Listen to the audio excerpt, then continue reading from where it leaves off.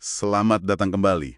Oke, kali ini kita bakal nyelami evolusi penguasaan atau mastery ya, kemampuan buat mendalami satu bidang, gitu. Sip. Sumber kita kali ini buku Mastery dari Robert Greene. Kita mau lihat nih, gimana konsep ini berubah dari zaman nenek moyang kita sampai tantangan di era modern buat Anda yang pengen capai ini. Yuk, kita telusuri. Iya, dan yang menarik tuh inti mastery ini ternyata akarnya udah jauh banget ratusan ribu tahun lalu. Jauh sebelum ada sekolah ya kan? Oh iya? Ini bukan sekedar soal skill atau ijazah aja, tapi lebih ke transformasi diri yang mendalam banget. Sumber kita kan ngasih gambaran nenek moyang kita tuh. Misalnya pas lagi ngelacak hewan buruan atau bikin perkakas. Itu kan bukan cuma soal fisik aja kan. Bertahun-tahun. Nah, yang menarik, sumber kita nekanin banget gimana fokus mendalam ini benar-benar mengubah persepsi waktu mereka. Mengubah persepsi waktu. Gimana tuh? Jadi kayak waktu melambat gitu, memungkinkan observasi yang lebih kaya, lebih detail. Otak mereka itu sampai beradaptasi memunculkan pemahaman intuitif lingkungan yang, wah, luar biasa. Wow, intuisi ya? Iya, kemampuan intuitif ini yang disebut sumber kita sebagai fingertip feel, semacam pemahaman mendalam yang kayak terasa di ujung jari gitu, melampaui logika biasa. Fingertip feel. Keren. Ini memungkinkan mereka bikin keputusan cepat dan efektif. Insting gitulah. Oke. Terus kita lompat nih ke era magang tradisional. Kayak Leonardo da Vinci muda di studio Verrocchio. Atau para pengrajin katedral gotik gitu. Gimana model ini? Nah, ini model pencelupan total. Seringkali butuh lebih dari, 10.000 jam. Tujuannya bukan cuma biar mahir aja, tapi membentuk ulang cara berpikir dan karakter. Lebih dalam ya berarti ya? Betul, pengetahuan tacit, hal-hal yang agak susah diajarin lewat kata-kata, kayak rasa dalam kerajinan, itu diwariskan lewat pengamatan langsung dan praktek.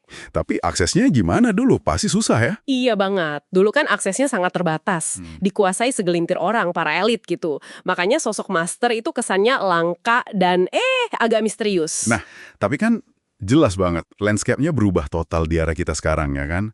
Akses informasi meledak banget. Kayak mendemistifikasi kejeniusan gitu istilahnya. Iya, Secara teori, mastery jadi lebih gampang dicapai dong. betul. Secara teori iya. Tapi justru muncul paradoks baru. Sumber kita ngingetin, melimpahnya informasi ini dibarengi sama banjir distraksi. Ah, bener banget. Teknologi, media sosial. Nah, itu dia. Fokus mendalam yang jadi kunci fase magang buat bangun fondasi mastery, itu malah jadi makin susah dipertahankan. Jadi kemampuan buat ngelola kompleksitas, mendisiplinkan pikiran sendiri, itu jadi penting banget sekarang. Mungkin lebih penting dari sebelumnya. Itu tantangan beneran sih. Terus, apakah sumber yang ngasih petunjuk gitu? Gimana caranya kita bisa secara praktis ngelawan distraksi itu? Buat Anda yang denger ini, artinya apa semua ini? Prinsip intinya tetap sama kok. Pertama, yang paling penting, nemuin panggilan hati Anda. Apa sih tugas hidup Anda itu? Kayak gairahnya Mozart sama opera, atau Faraday sama sains? Passion ya? Iya, passion. Terus, jalani periode magang yang intensif. Bisa formal, bisa mandiri. Fokus utamanya harus ke belajar, bukan cuma soal duit atau imbalan aja. Dan peran mentor juga penting banget ya. Walaupun mungkin nggak ketemu langsung. Betul, bisa aja lewat buku, kayak Faraday yang terinspirasi banget sama buku Isaac Watts, atau Darwin yang nyerap ilmu pas pelayarannya. Oke. Ditambah lagi, pentingnya kecerdasan sosial, buat interaksi, negosiasi, kayak yang dipelajari Benjamin Franklin. Nah, semua proses ini, fokus, latihan ribuan jam, belajar dari mentor, ngasah kecerdasan sosial, ini benar-benar secara harfiah membentuk ulang otak Anda. Serius? Membentuk ulang otak? Iya, jaringan sarafnya jadi lebih kaya, lebih nyambung. Otak seorang master itu secara fisik emang beda. Wah, jadi ini bukan kiasan aja, tapi beneran perubahan biologis gitu? Iya, puncaknya itu pas intuisi yang udah terasah lewat pengalaman bertahun-tahun, ini nyatu sama pemikiran rasional. Hasilnya itu tadi, fingertip feel. Nah, itu dia.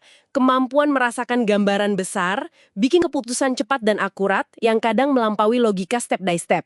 Contohnya mungkin? Pikirin aja Temple Grandin yang bisa ngerti banget dunia hewan secara unik, atau pilot tempur legendaris kayak Cesar Rodriguez dengan kesadaran situasionalnya di bawah tekanan hebat. Tapi ya, ini bukan jalan lurus, penuh lika-liku pastinya. Oke.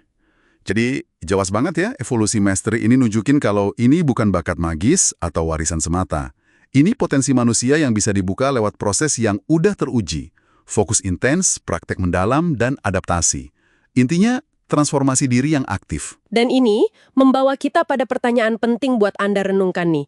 Di tengah tsunami informasi dan distraksi zaman sekarang, gimana Anda bisa secara sadar merancang magang versi Anda sendiri? Gimana caranya Anda menciptakan ruang buat fokus mendalam itu? Dan gimana Anda memulai perjalanan menuju penguasaan di bidang yang paling memikat hati Anda?